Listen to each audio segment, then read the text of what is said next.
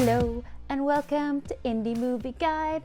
I am Alicia and I cannot sing. Yeah, I shouldn't give up my day job, but this week in the theaters I can live vicariously through Emma Stone and Ryan Gosling and live out my fantasies of being in a musical by watching La La Land, and I'm going to tell you all about that film coming up soon. But first, let's start off with a little psychosexual drama, shall we?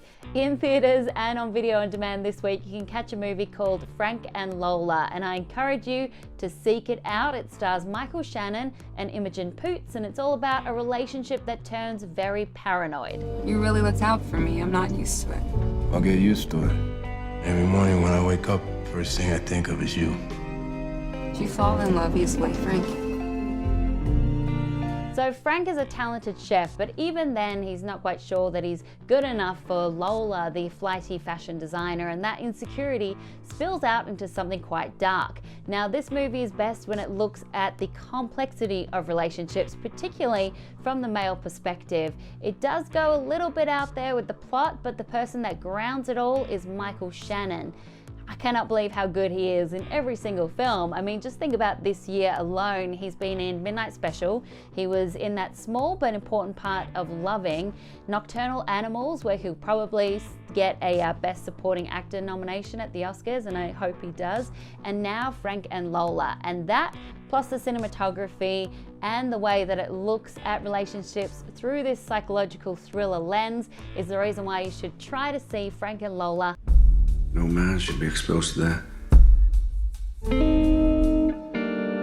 I love you. Me too. Another smaller film that you should try to seek out if at all possible is called Sugar Mountain. This is another twisted drama about two brothers who decide to fake a missing person in the mountains story so that they can sell that story to the media, make some money, pay off their debts, and also pay off this thug who's after them, who's played by Jason Momoa. Shut a little run. I want the money. $10,000. We need cash, and fast. The plot of Sugar Mountain moves at a really great pace, and the brothers get a whole lot more trouble than they bargained for when they go on this venture. And Jason Momoa, gosh, he uses his huge physique in full force to be this very scary thug, which is exactly what that role needed. Look at your money. Hooks. Pardon me. Hooks. It's also shot beautifully and very entertaining, so try to seek out Sugar Mountain if it is playing at all near you this weekend. If not, I am sure it's going to be on video on demand very soon. Man alive is decreasing. There's no evidence of foul play in the disappearance. And now to the film that I might possibly be addicted to because I've seen it 6 times. Actually, I'm pretty sure that I am addicted to it. I'm talking about La La Land, and when you see this movie, if you know me at all, you will understand why I love it so much, because La La Land is an ode to classic musicals, it's an ode to classic movies, it's about Los Angeles, it's about chasing your hopes and ambitions and dreams, also love and the choices we make and how those choices affect you in the future, and it also stars my favorite, Emma Stone.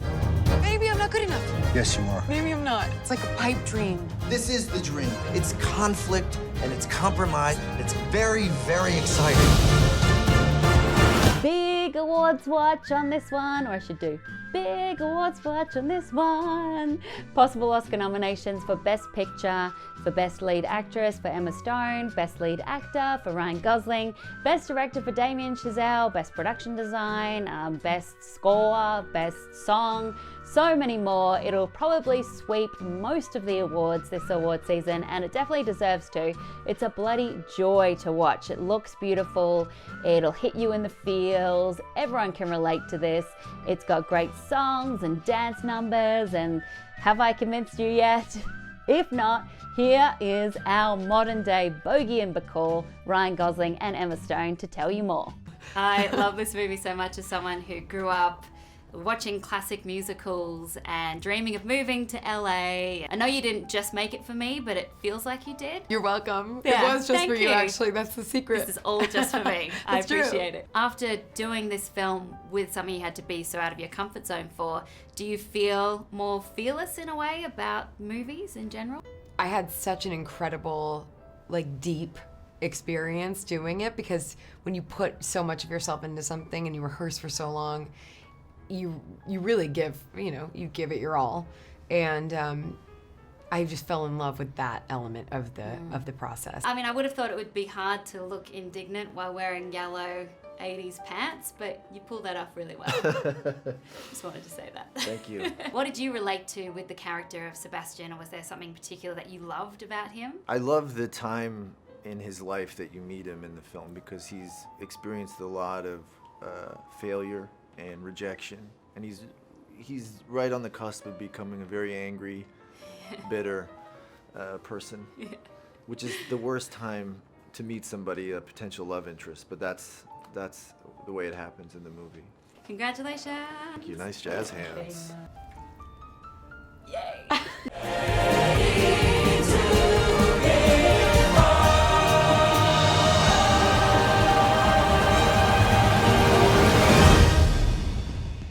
So, with La La Land now in theaters, my top 5 looks like this.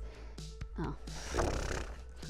My top best movies, it is Moonlight, Manchester by the Sea, La La Land, Arrival, Nocturnal Animals, Sorry Lion. Lion is still fantastic, but it just goes down a step or two, and so many more movies coming out towards the end of the year, so I'm sure that will change once again.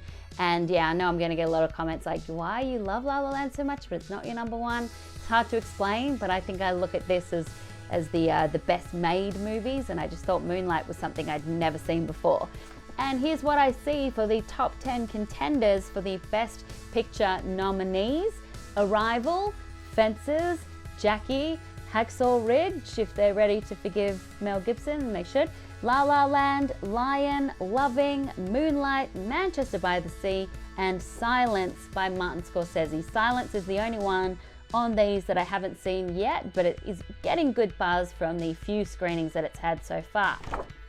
To recap, once again, what you can see this weekend, check out La La Land in theaters. If it's not playing near you right now, it will be expanding over the next few weeks. Also in theaters and on video on demand, make sure you catch Frank and Lola, and try to see Sugar Mountain in theaters. Once again, that'll probably be on video on demand later on, so don't fret if it's not in your area just yet. And that's the end for another Fandango Indie Movie Guide. Let me know in the comments below what you think of this week's movies, what you think of La La Land, whether I've hyped this movie up way too much. Probably have, but I don't care. I'm gonna go see it for a 7th time, and I will see you next week. Bye. But I'm just rambling now, so shut up, Alicia.